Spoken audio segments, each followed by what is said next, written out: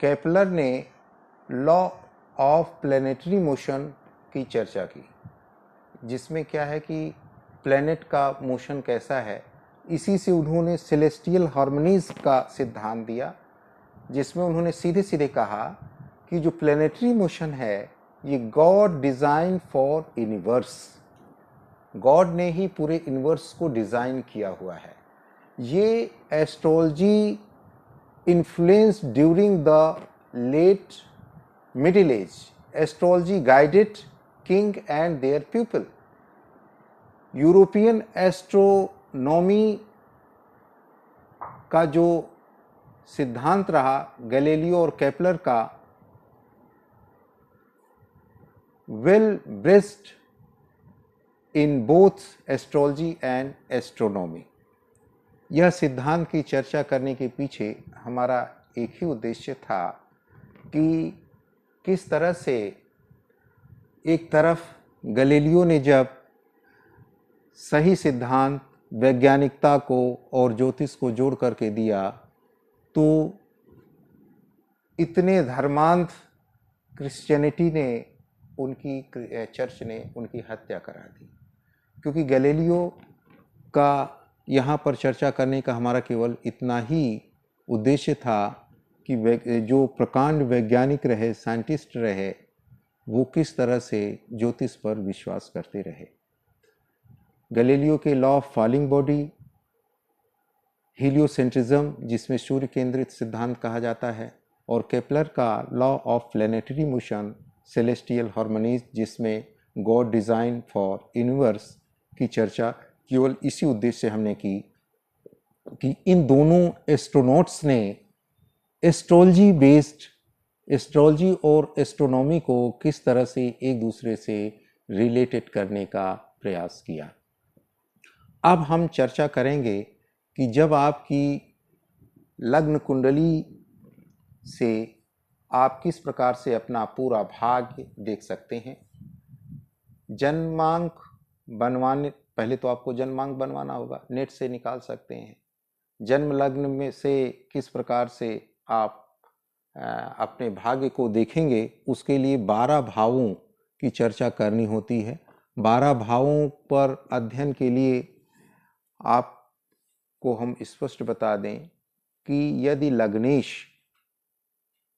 मजबूत पोजीशन में है, लग्नेश से आप 8-10 प्रकार की बातों को जान सकते हैं। लग्न और लग्नेश, लग्नेश आपका चरित्र है, आपका चेहरा है, रुचि है, स्वभाव है, आपकी विशेषज्ञता है, जिससे आप व्यक्ति के बारे में 80% जानकारी केवल लग्न से प्राप्त कर सकते हैं। लग्नेश 12 भाव में कहाँ बैठा है, यह इस बात पर निर्भर करता है कि उसकी पोजीशन कैसी बन रही है। उसके माध्यम से भी आप व्यक्ति के स्वभाव के बारे में जान सकते हैं।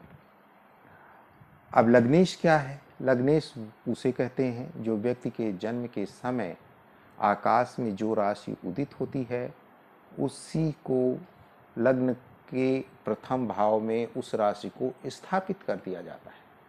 फल दीपिका जो ज्योतिष का प्रथम ग्रंथ है, इसमें लग्न और लग्नेश में कुंडली को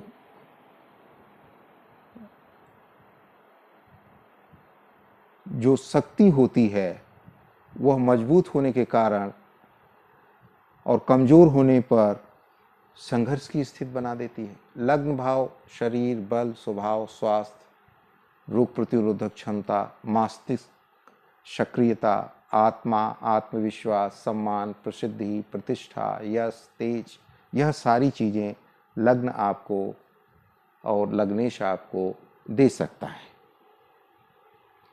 लग्न यदि शुभ ग्रहों से प्रभावित है, लग्नेश केंद्र में हो, त्रिकोण में हो, 1, 4, 7, 10 ये लग्न केंद्र हो गए। पहला भाव, 5वां भाव, 9वां भाव यह त्रिकोण माने जाते हैं, शुभ स्थान माने जाते हैं।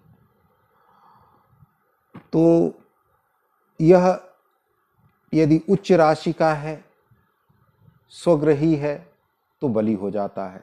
इसमें आप स्वस्थ, आत्मविश्वास, धन, संपदा, प्रतिष्ठा, प्रसिद्धि, यश सब कुछ आपको दे देने की क्षमता रखता है।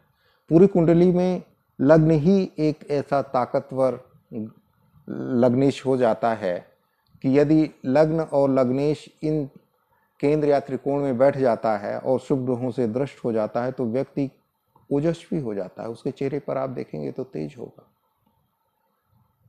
स्वस्थ होगा। लग्नेश जितना ताकतवर होगा उतना ही आप में क्षमता होगी। जातक प्रसिद्ध हो जाता है। लग्नेश केंद्र में हो तो स्वास्थ्य, धन, उन्नति और दीर्घायु बना देता है। इसलिए लग्नेश का प्रभाव बहुत मजबूती से देखा जाए तो हो जाता है। अब यहाँ पर जो लोग ज्योतिष को थोड़ा सा बदनाम करने की कोशिश करते हैं उनको हम बता दें कि आपने अल्ट्रावायलेट्स देखा हो, अल्ट्रावायलेट रेज के बारे में सुना होगा। ये कहाँ से आती हैं? सूर्य की कॉस्मिक रेज या कॉस्मिक रेडिएशन के बारे में भी सुना होगा। ये कहाँ से आती हैं? ये सूर्य से आती हैं। अल्ट्रावायलेट रेज से बचने के लिए आपको कहा जाता है। साइंस कहता है तो आप मान लेते हैं।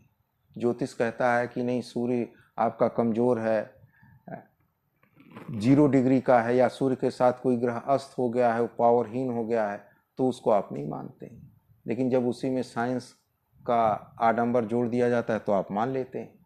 हाँ, आपने देखा होगा ज्वार भाटा आता है। इन टाइड्स के आने का भी एक निश्चित समय होता है। अमावस्या या पूर्णिमा को आता है। यह चंद्रमा के पृथ्वी के चक्कर